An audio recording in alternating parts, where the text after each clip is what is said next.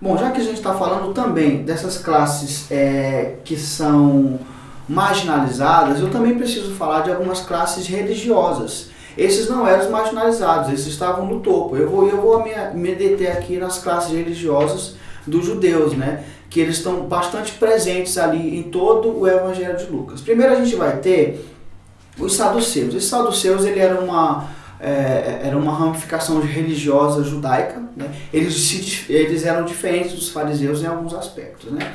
Primeiro a gente vê alguns aspectos na questão de crença dele. O saduceu nunca acreditava em vida após a morte, em anjos ou demônios. O fariseu já acreditava nisso. Os saduceus, eles eram os detetores de grande parte das terras e eles eram mais ricos, né, do que fariseus.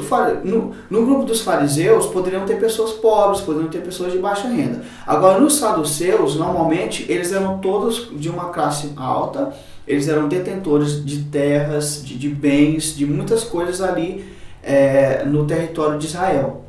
Disse que eles foram os principais responsáveis pela morte de Jesus, porque os saduceus também dominavam o sinédrio. O sinédrio era composto em sua maioria pelos saduceus, né? E foi o sinédrio que ali condenou Jesus, né? Quando Jesus fez aquela declaração de que eles veriam o Filho do Homem, os céus abertos e tudo mais, né? E aí disse o quê? Que esses saduceus eles são os principais responsáveis ali pela condenação de Jesus.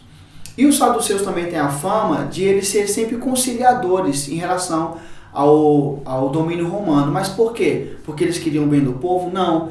Eles sempre buscavam a conciliação com os romanos, eles evitavam revoltas, porque se acontecesse uma revolta, se Roma se indignasse para com os judeus, eles iam perder muitas coisas, cargos, terras e benefícios que eles tinham, privilégios que eles tinham diante do povo. Esses são os saduceus. A gente também tem os fariseus, né? Eles são conhecidos porque eles são muito zelosos, né? A gente vê que o zelo deles excede em muito os dos saduceus.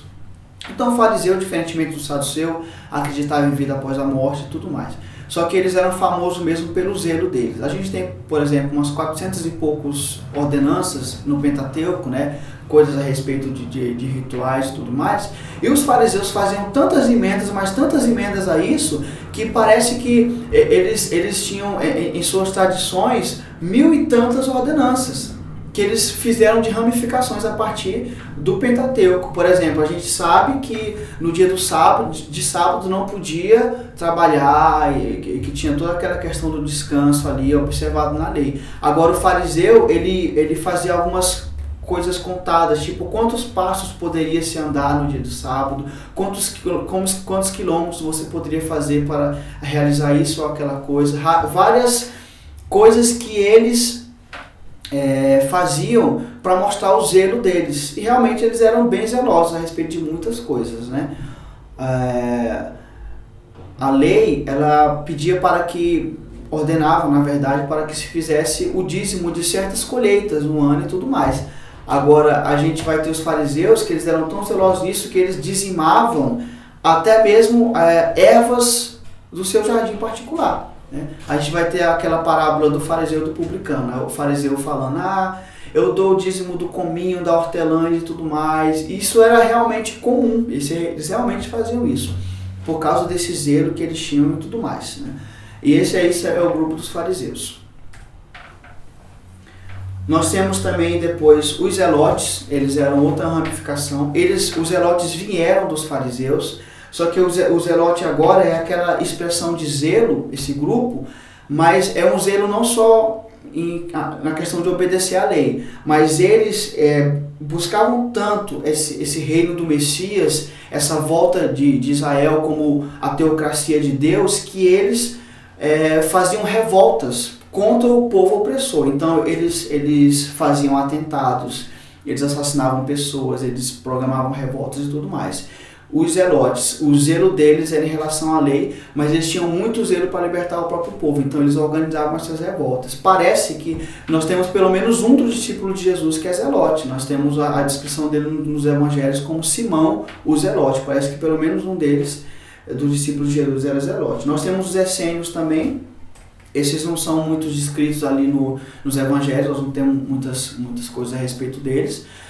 Mas eles se enclausuravam nas cavernas. Chegou um certo tempo que eles moravam fora da cidade por causa do estilo de vida dele, que era altamente abnegado, e eles também compartilhavam tudo entre si e ficavam compilando os textos da lei. Eles tinham a mania de acreditar que eles eram o povo escolhido, que eles eram o povo que estava sendo reservado ali, separado realmente como a lei queria, né? Por isso eles viviam tão afastados ali da sociedade. Depois nós temos os escribas. Os escribas, eles eram responsáveis durante toda a história, eles eram os compiladores, né? Nós sabemos que não tinha papel na época e tudo mais, nós tínhamos ali os rolos de papiro, nós tínhamos ali os pergaminhos. Eles iam ficando velhos, precisavam copiar dos pergaminhos antigos para pergaminhos novos. Então os escribas faziam todo esse trabalho de copiar para os rolos novos e tudo mais. Esse manuseio constante durante a história com as escrituras os tornaram o quê? Doutores da lei. Não necessariamente eles eram ricos em nada, mas eles detinham esse conhecimento, eles detinham a monopolização desse ensino. Então eles influenciavam altamente, eles tinham uma influência muito grande ali, assim como os fariseus nas sinagogas, né, em tudo que era referente à interpretação da lei, né. Então os escribas foram se tornando essas figuras de prestígio no meio da sociedade na época também.